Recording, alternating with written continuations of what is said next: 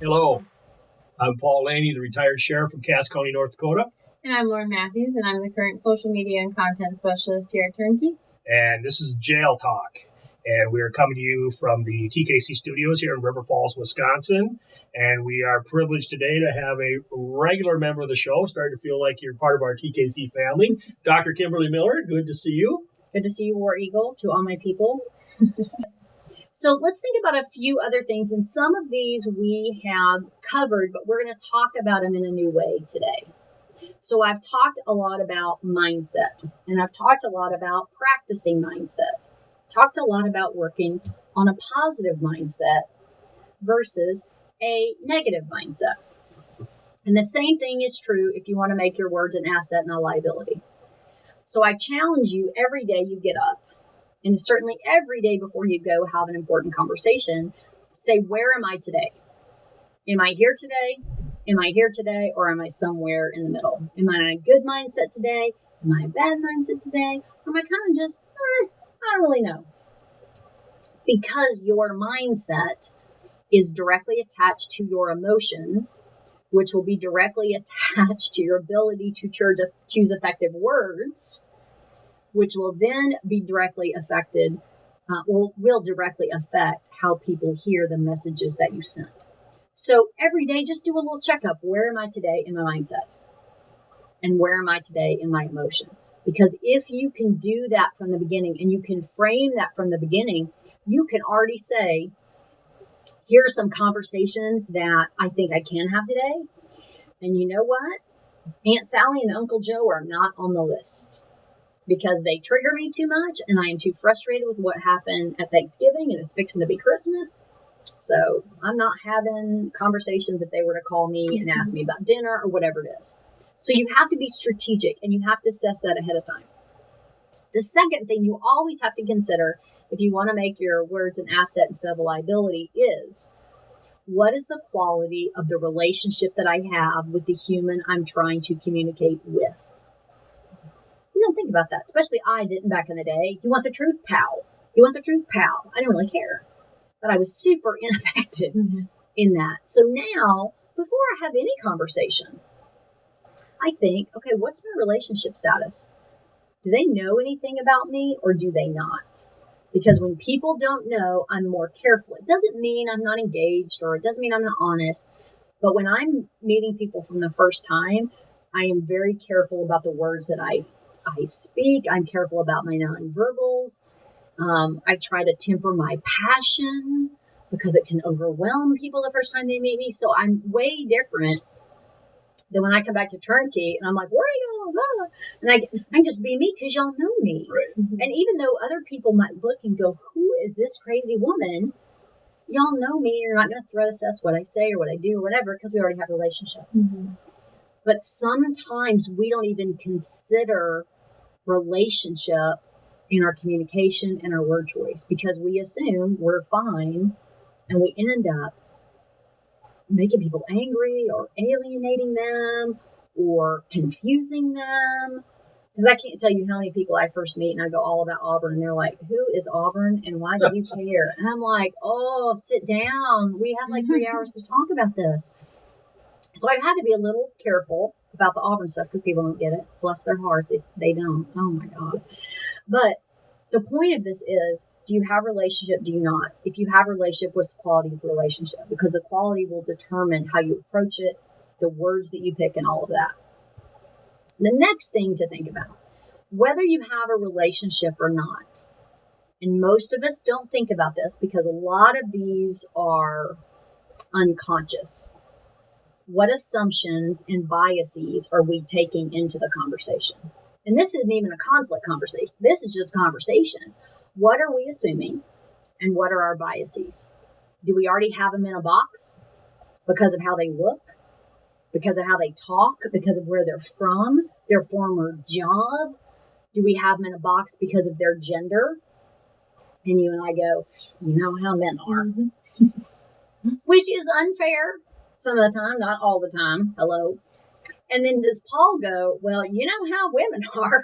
I'm certainly not going to say that right now. Right. Good choice. I'm a little surrounded here. But it's just the simple things about, or what Paul brought up earlier. You know how the millennials are. Mm-hmm. You know how the Xers are. And are we aware of the biases and the boxes that we put people in, and how we let those boxes determine unconsciously our word choice? And now we treat, because it does. And there are a lot of people today, which aggravates me to death, they go, I don't have a bias. We all have them. I don't like Alabama people. And there's a ton of reasons I don't, but that's bias. And I'm going to tell you, I have it. It's true. And if you live in the state of Alabama, you have to. It's required. It's required. But do you know what I mean? Like, we all have it. And then people don't want to act like they do, and they stay blind to them. It ends up affecting their communication. And then they blame the person. Mm-hmm. And they say, well, that's not me. Well, it totally is you. But we don't want to own it. So that's the next step. Ask yourself really quick, and you don't have to take 20 minutes to figure it out, but as you're walking to have the conversation, as you're dialing the phone number, go, have I put this person in a box? Do I have a bias or an assumption that might be clouding what I say or what I receive and what I see? Because it is the truth and it is there. Now, the last thing in this little section I want you to think about. I want you to write it down, because this will transform your life. Y'all have to too. Everybody has homework. What is the ultimate goal? Now, that's important when we talk about a conflict conversation, right? But for every conversation, there is an opportunity to reflect on that. And I'm not saying that your entire day do it, but at least once a day, intentionally go into a conversation and say, what's my ultimate goal in this? What's my ultimate goal? And I did that just the other week with my niece. I love her. She wanted to do something in a way that I didn't think was the right way. You know how that is. Mm-hmm. And I wanted to be super helpful. And I wanted to tell her the error of her ways. And I wanted to educate her about the right way to do it and the right thing she needed to get at the store that would help her do this thing, because I am so wise as her aunt. And I could save her time and money and a vision and all this. And she started pushing back, and I was like, well, look, can you just give me a minute, because I can tell you. And she was like, look, I don't want to do it that way. And I'm like, shut your mouth. What is your ultimate goal in this conversation? My first ultimate goal is to not get in a fight with my niece, who I love, and it doesn't have to be my way. Number two, my ultimate goal in that moment was very selfish, because I thought I was right, and I think I have all the answers. And of course, I love her so much, sometimes I overlove her, and I'm going to help her too much instead of let her go on her own journey, make her own mistakes, and figure her own thing. And as you said, my thing was a way, not the way, though I thought it was the way. And so then I was like, okay, I don't want to get in a fight with her. And you know what? Her way is probably going to work too. But I was physically uncomfortable with her way. I'm like, what is wrong with me? And it gets back to what I said before about programming. We all have pathways in our brain, neurochemical pathways that say to us, do it this way. Say it this way. This is the right way. And the only reason we end up with these neurochemical pathways in our brain is because we have practiced them over and over and over and over. We have practiced putting people in the gender box and knowing exactly how men or women are. In the age box, in the generation box. We have our own eccentric ways of doing certain things. And to us, it goes A to B to C. To my niece, it went Z to R to Q. And I'm like, what? But my ultimate goal of the communication was really to help her and love her and support her. So I said, you know what? Do it your way. It is your life. It is your choice. You're moving into your new apartment. How can I help you do it your way? Which was super hard. But everything went fine. The world did not end. And then she wasn't aggravated with me. So it really was a win-win. Mm-hmm. But we have to remember in our communication to think from the end, what is the ultimate goal, instead of pushing our own goal on people. And I need to drink. Well, I think it's encouraging that we all know that you practice what you preach and practice what you teach. I do. Sometimes it's very hard. But I'm not a hypocrite. That's one thing I will say. I am on this journey with y'all too. I am flawed too. I am not perfect either. But I will tell you, I don't ask anybody to do work that I'm not actively doing myself. I just don't. I don't think that's right. And I feel like I have to model what I advise. Good advice. Good advice. So what do we do when it all goes wrong?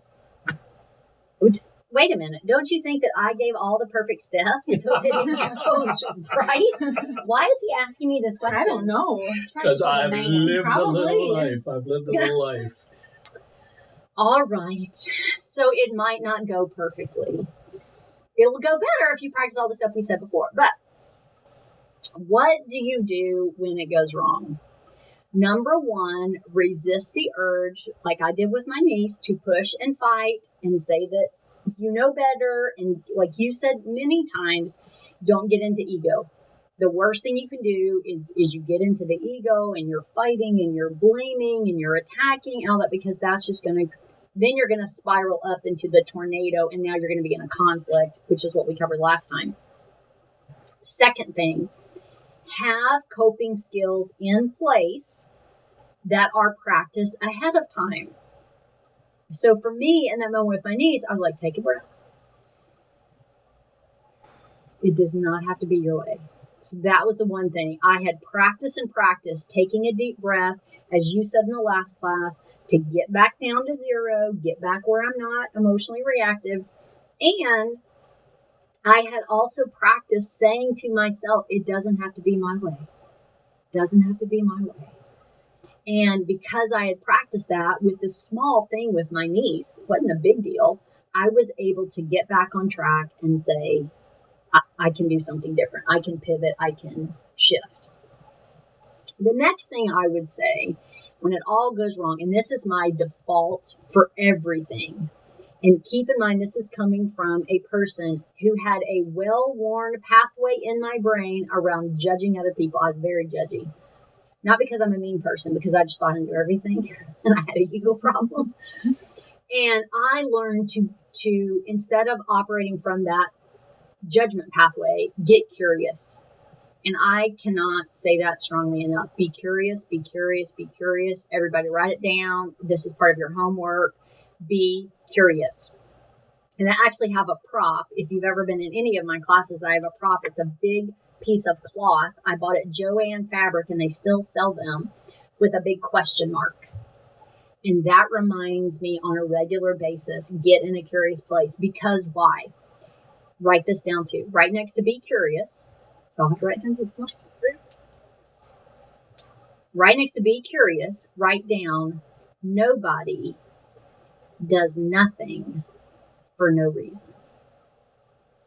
That's including me and all my flawed humanity, but it includes everybody else who might aggravate you and roll their eyes and do that thing that I don't like and whatever. There's always a reason. So when it all goes wrong, get in this really, really curious mindset and go, what has happened? And then you might even say, hey, I thought this podcast was really going well. Like, what happened? Right? And then we could just talk about it. Just like when I was struggling before about the thing on the wall and the mama, and y'all were like, cordless? Yes, thank you. My brain is broken. And that was not, by the way, in our script. So my own fumbling was not pre-planned. It was actually reality. But what happened? It kind of went wrong, but y'all saved me. We got back on track, and it's all good. So just be curious when things go wrong, because that is such an asset that will serve you so well. And then the final thing, as you're being curious, if it goes wrong, and especially if somebody has a negative reaction or they're in a place where they're having an escalated emotion, let's say, just reflect that. And this is one of the best things I learned early in my training being a therapist, and I still go back to that as a default way to navigate difficult times. Reflect the feeling. And people go, what does that do? Well, if you're angry, and I say, so Lauren, it seems like you're angry. And you go, yeah, that's not bad, because now I know I hit anger. But there are times I might ask you, Lauren, it seems like you're angry. And you're like, I'm not angry at all. I'm so frustrated and confused. And if you think about that, it's a simple technique. But if I'm trying to understand your anger and you're not angry, And you say, no, I'm confused. Oh, well, then tell me about the confusion. And then we can get down to what the issue is, where the miscommunication happened, where the misunderstanding happened, and then we can get to a fix. But I can't tell you how many times people go, I can't see the emotion. Why would I reflect the emotion? What if I'm right?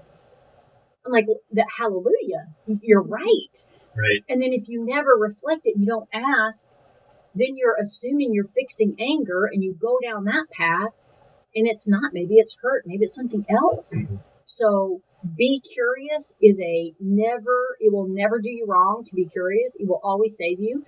And reflecting an emotion, and that might be a nonverbal, remember. It doesn't have to be that she's raised her tone of voice. It could be maybe she has a scowl on her face. You go, wow, it looks like you're angry. And you go, angry? I think they're an idiot. Oh, judgment. There we are. Right? But those things will save you. Those things will get a conversation back on track.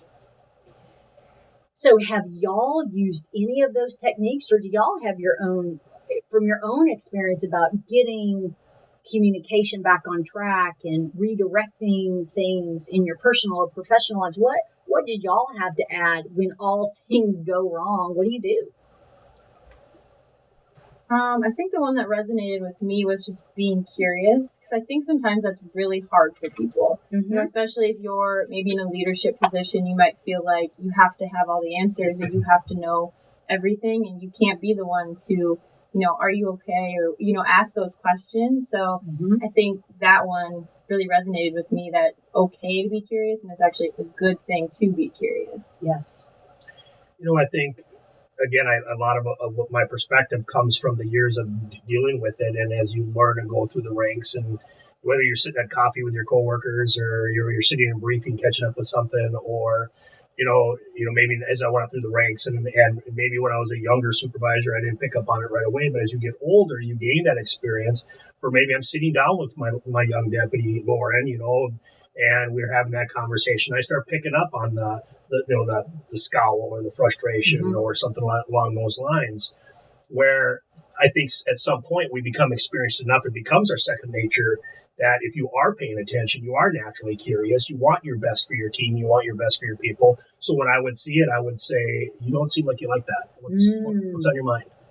And I always tried to encourage communication. I mean, as I went through the ranks, and, you try to be the best that you can be. You want to be the best you can be. Mm-hmm. And so I learned that as I went on. I didn't ignore that. If I did see it, I'd be like, all right, I saw the reaction on your face when I told you got to work Saturday. What's going on? Mm-hmm. And, and let them, even if it's just like, I just had plans that day, but I understand I got to come in, or whatever the right. case may be. And, is there any way I can help with that? You understand that we got 4 people out sick, and yep. I need everybody here. And it maybe some of it's just having that communication to say, I really hate to do this to you. And I know it's tough, but your team's on call, and I need you to come in. So I think you learn to do that. So my technique got to be, I would address it. I try not to ignore it, mm-hmm. like that indifference. Like, well, I know she's pissed off, but I really don't care, because I'm going to have a coffee with the other sergeants. Right. You address it, and maybe that communication is like, you walk out, she's still not happy, and she walks out, she goes, this is not what I wanted to hear from mm-hmm. Saturday, but I understand why he's doing it, and you come to a common ground and an understanding. Even if you don't like the result, right? I got to work Saturday. I didn't want to.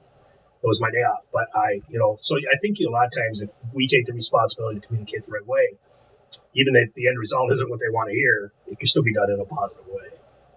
So one thing that I just thought I want to say before we move on to the other things I know that we want to cover is a lot of y'all watching this, and I mean this with love in my heart, you have a face problem. And you have a face problem for a variety of reasons. You mean like my face for radio? Or no, are you talking something different? Something different. All right. And I've never known you to have a face problem, Paul, but I know some people in your former agency do, and there's somebody in my life that I love totally that has a face problem. And this is what I mean. This is your face. Stoic. Nothing. No emotion. No reaction. And I know, bless y'all's hearts, y'all got trained like this, right? As somebody in public safety, to not let people be able to read you well, to protect yourself, to come across sort of neutral. And I know that's in the training and the programming, but the problem happens not only inside the building, but outside the building too. People can't read you. They have no idea what's going on. And you were talking about, Lauren as your deputy, that you would respond to the face. Well, I'm sure as a sheriff, you had some people that you're like, what are you feeling? Do you have emotions? What's going on? And right there's a time and a place for the cop face, but it shouldn't be 24/7. It shouldn't be 24/7 with the humans that you're interacting with in your community. It shouldn't be 24/7 with the people you're working with in your facility. And it shouldn't be 24/7 with your family. Because I can guarantee your family probably thinks you have a face problem. And when they've given you feedback, you go, there's nothing wrong with my face. It's just my face. You have a face problem. So be aware that the words we're talking about, right? How to make your words an asset, not a liability, is the words that you speak with your face.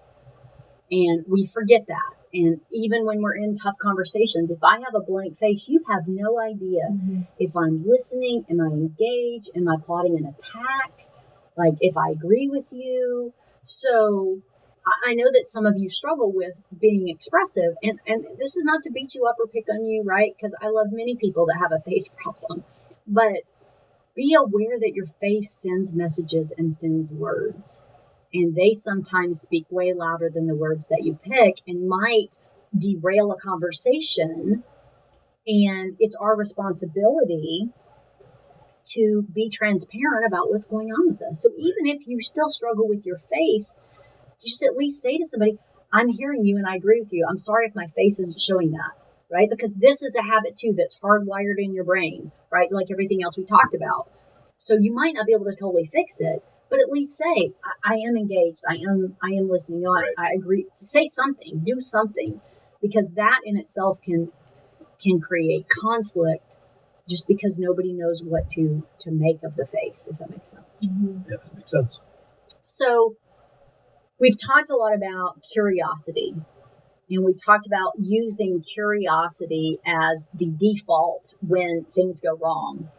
So as we are using a curious framework, that inherently means asking questions. Now, we've given some examples of some good questions, but I want y'all to think for a second about how we use questions poorly. What are some bad examples of questions that have been used at you or you've used, and why is that a problem? Well, I got one right away. I think, you're right. The delivery is everything. And as I knew you were going to ask us to do this, I started thinking, Lauren, what is wrong with you today? If you sit down, you're about to have a conversation, you started off that way.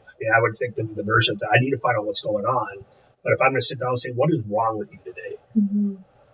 That's a problem. That's a problem. So when you hear that, right, in this moment of him saying that, what's wrong with that question?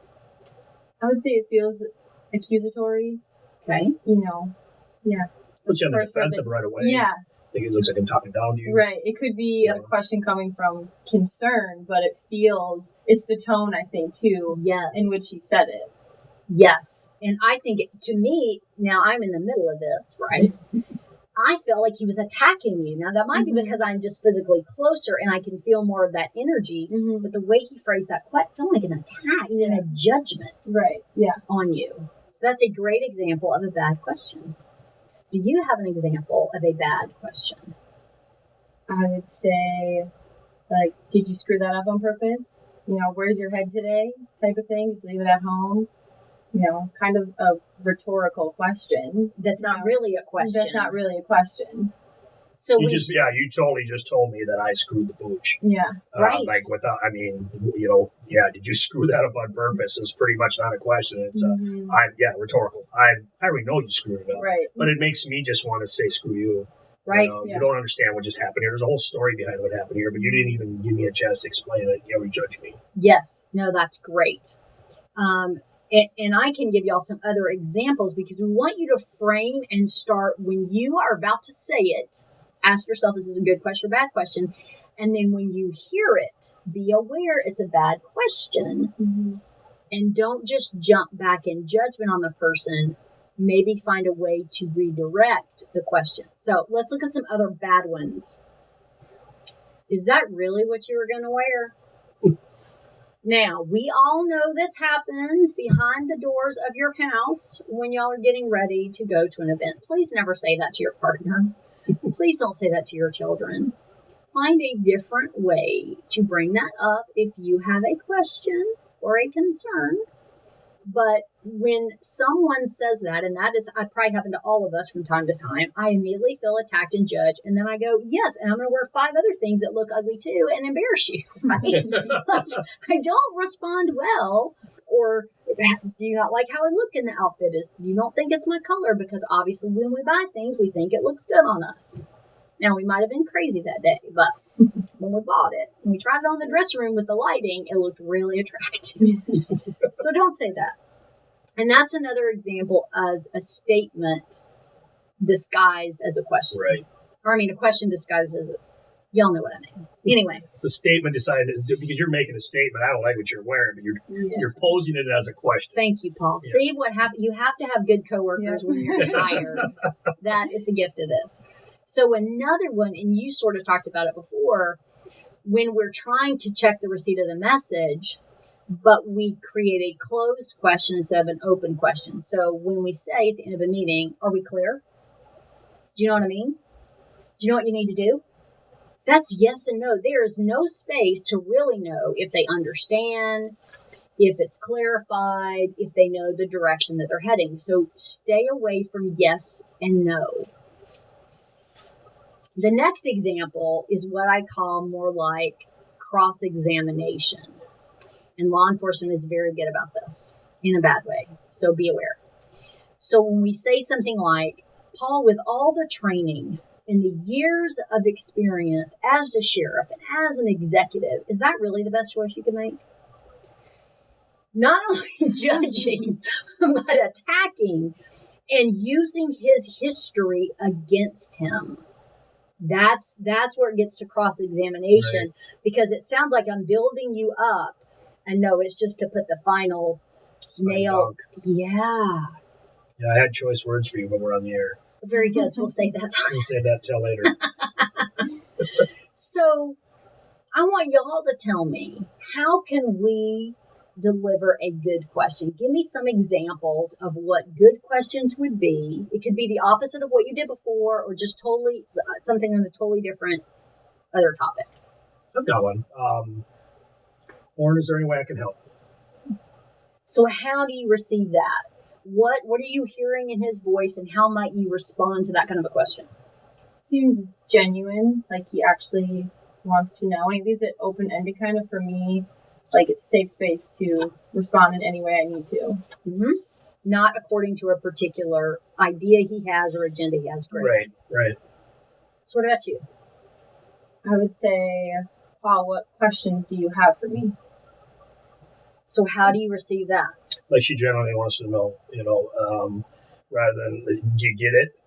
Versus asking, what question, even you're asking, what questions do you have for me? Yeah, like what time do you want us to have it delivered? Do you want it by 3 o'clock or 4 o'clock? I mean, you might have a question that's very simple, and I think that was just a genuine, are we good?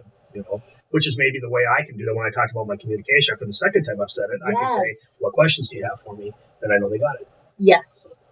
That is a great way to, and I like to use that a lot when I end a class, or I take a break on a class, or I'm ending a meeting. I go in with the assumption that people probably have questions. Because when you say something like, do y'all have any questions? Is there anything you're confused about? Is there anything you're unclear about? We're back to yes, no. But what you said is brilliant, because you said, what questions do you have? Or what questions can I answer for you? Any of those phrases, open it up. We are assuming people have questions. We are assuming we're not clear. We're not putting the burden on them to explain it. Or just open, and then they can ask anything. Like you said, the time, you could say, or are we really ending at 5, or is it going to be before then? Do I have time to make a quick call during break, or is it going to be a really short break? I mean, it could be anything under the sun. Because we opened it up, we're assuming that they have questions. And then, of course, if they don't, they can say, no, we're good. Do I get my phone back from the basket? Not right now. Not until the podcast is over. Okay. Sorry. We have the same rules in here. No on the phone when we're doing the work. Yes, we do. So I'm going to give you just a few other examples of some good questions that, remember, can emanate, if you're in a crisis and everything went wrong, emanate from the curiosity standpoint. So one thing that I really like is saying to people, how does that look and feel from your perspective? And I was talking to somebody I'm very close to last week about this, and I was offering a solution to a problem we were having. And I offered a particular solution, and I said, this doesn't have to be the only solution, but how does that solution look and feel from your view? Because I really wanted not only their initial sort of brush on it and what they thought, but I wanted to know, how will this solution feel? Is this something that you could join in, or does the solution feel one-sided? Does the solution feel so far out of your wheelhouse, you're like, there's no way? Instead of saying something like, which is easier to say, so could you do this? Will this work? Can you, come on, can we just decide that we're going to do this? This is a good idea. No, because then they're going to feel pressured and stressed about making a decision and saying yes, maybe when they're uncomfortable. But when I say, how does that look and feel from your point of view?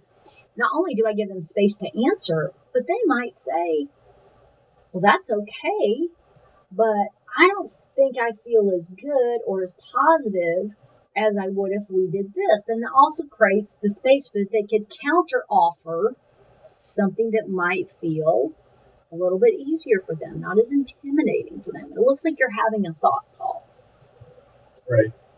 And you're not going to share. No, I was just thinking, I would actually more having a thought. I was just really absorbing in what you were saying here because it kind of resonated. So. Okay, so you're just having a light bulb. I'm having a light bulb moment with something you were just saying, yeah. Perfect. So another thing I really like, especially when a person makes a decision or we end up in a circumstance that is less than ideal, I like to say to people, instead of, because what I used to do is, why did you do that? Why did you make that decision? Why? It's very judgy. Be careful with the whys. So now I like to say something like, tell me the story of that decision and look at the space I provide. I am not judging the decision. I'm not saying it's good or I'm not saying it's bad. I am not assuming I know the story that led them there. And I'm just saying, tell me the story of that decision. Or if you don't like that word, you could say, take me on the path. Take me down your thought process that led us. Anything like that. You open it up for people to tell you the whole story instead of feeling judged or blaming or even saying it's right or wrong. Because sometimes I actually use that question when somebody did something brilliant. I'm like, wow, tell me the story that how did you get from A to Z? Because I would have never gotten there, and I want to learn all the things that you considered, all the things that popped up and you thought about. If you had to redirect, I want to figure out how you got to redirect. And that helps me learn too. So sometimes I ask the question just because I want to learn. And it's not a judgy question. It's really a curious, open-ended, tell me about this.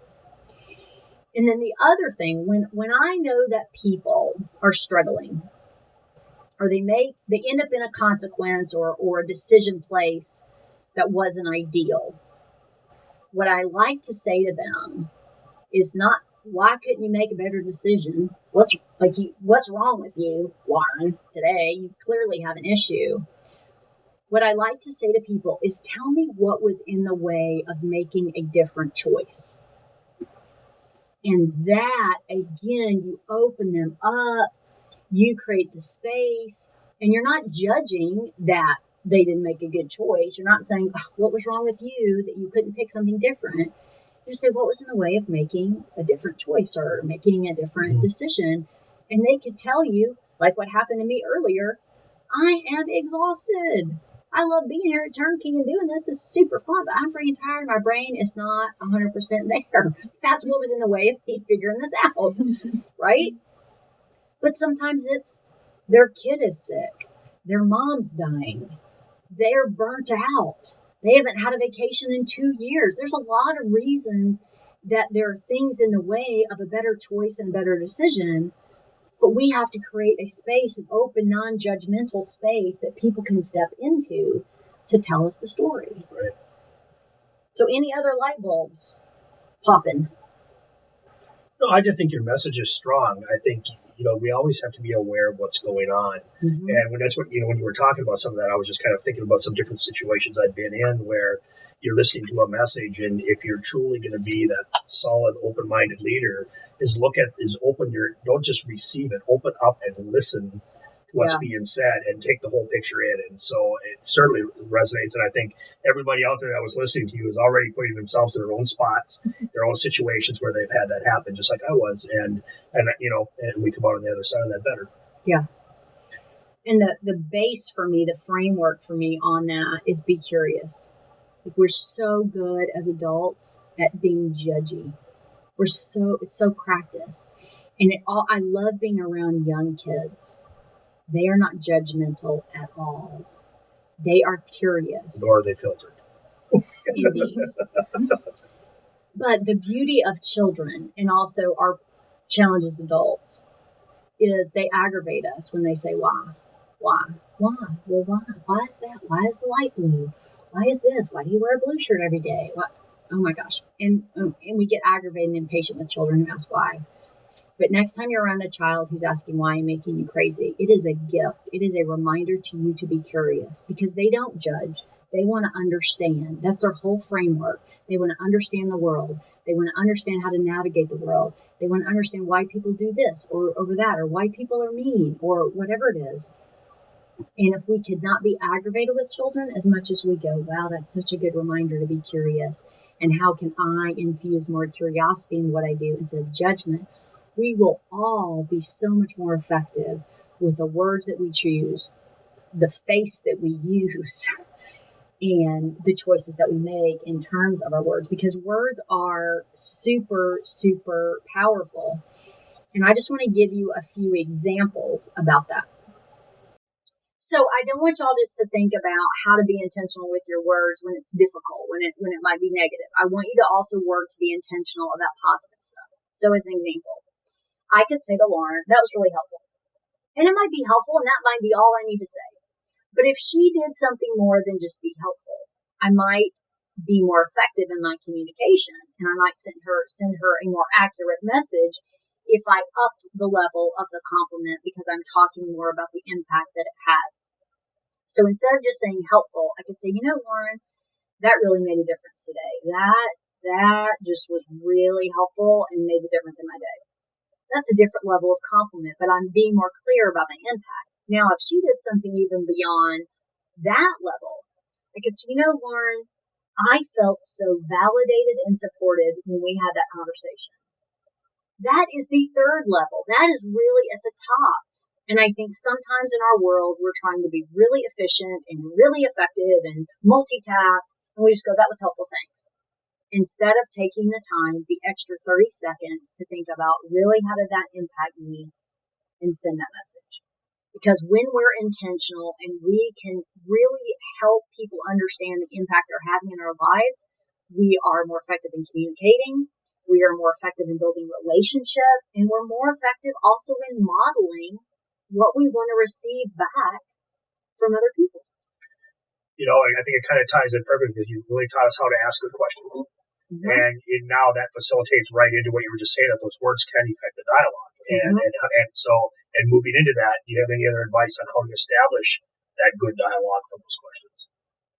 Yeah, I think number one, we've already talked about being purposeful and being more intentional. And I think as we go throughout, even like we said, the best laid plans can go wrong.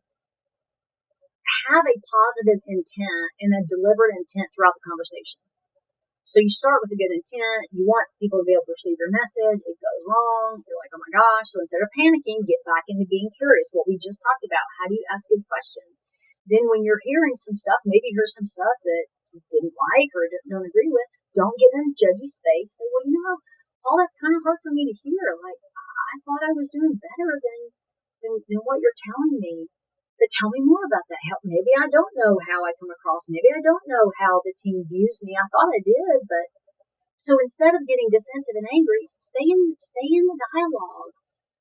Constantly revisit your intent, because if your intent is to communicate well, if your intent is to learn, stay stuck with that. Don't give up because things are hard and you might get triggered on emotions. Go back. Okay, what's my intent?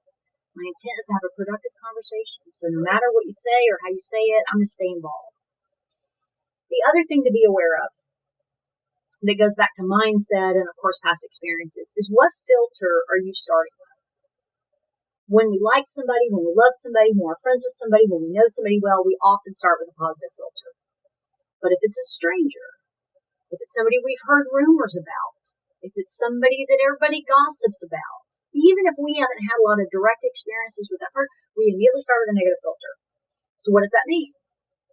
Whatever they say or do, I'm going to code as bad. Because I have a negative filter, I start with a negative assumption. They have zero chance of success. And this is super hard to do. If you want to be effective in dialogue, drop the filter. Because sometimes the people we have a negative filter for did not earn it, nor do they deserve it. But we're going off gossip and innuendo, and we don't treat them fairly. Now, on the flip side, sometimes we have a really positive filter for people. And then what do? We don't confront them. We don't give them feedback. We go, oh, they didn't really mean it. Oh, they're a good person. And guess what? We do not hold them as accountable as we hold people we don't like. And that's not fair. So I'm not saying when you interact with people you like, you have a negative filter. But it's really the idea of a balance filter. Yes, I like them, and they also might make a mistake. Yes, I like them, but and they also need feedback. It's being aware of the filters we have and how that affects the choices we make and how we also code information in. I talked about the next point I want to make before. Know your audience. Know your audience, know your audience, know your audience. If you're going into a meeting where you don't know people, be strategic and careful. You do not have relationships to do jokes ahead of time, unless they're in Auburn or Alabama. Then everything is on the table. That's the one caveat you always have right there, right? That's the hard. Yes. Okay. Or if they wear some other SEC logo, right? I mean, we immediately have a relationship. I don't even have to know anything about who they are because that tells me a lot. But if you don't know people, be careful. Be more strategic. Don't just jump off the high dive and say everything you're thinking about saying. You might need to filter some of that. You might need to learn about your audience first. And people you have a relationship with, you get a lot more grace than people that you don't, or people you have a negative relationship with. So be aware of the dynamics and pick the words and pick your nonverbals very, very, very carefully. We've talked about having a backup plan, and we've talked about checking the receipt of the message. And I think I cannot emphasize that enough. When you go into conversations, have some backup plan. Even if your backup plan is be curious, and you write it on the inside of your hand, or you have it at the bottom of your piece of paper, if that's your only backup plan, that's a good one. Right. The other backup plan I mentioned before, but it's important to reiterate. Respond to what you see, hear, and feel. Your gut will not lead you in the wrong direction. If you're feeling attacked, don't be afraid to say, hey, I feel attacked. Wait a minute. Now, maybe they don't mean it. Maybe they've had 2 hours of sleep. And that's the best they could do today. But you could say, no, I'm feeling really attacked. What's going on? And give them the space to explain what's going on. Mm-hmm. Give people grace. I mentioned that in a couple of the other podcasts we've done. That's another thing I tell myself all the time. And for me, I like to have visualization. So I like to visualize a white feather because it floats and it lands softly. And when I can give people grace, my words tend to land softer, and I enable their words to land softer, even when maybe it's not the best word. And at the end, whenever you're finishing up a conversation, I encourage y'all to end on a positive note. Hey, thanks, Paul. That was difficult feedback today, but now I'm better equipped to know my reputation, and know how I'm viewed by the team. And now you've given me some advice about what to do. Like, I didn't like hearing it, but wow, I'd rather know than not know, or thanks, Lauren, for giving me grace. I've had 2 hours sleep. I am not in a good space today. You were patient with me. I apologize again for jumping on you this morning. But you know what? I appreciate that you gave me the grace and the patience. You were curious about why I'm not myself today, and I really appreciate that. Because when you can end with intention the conversations in a good space, you already lay the foundation for an even better conversation next time. Right.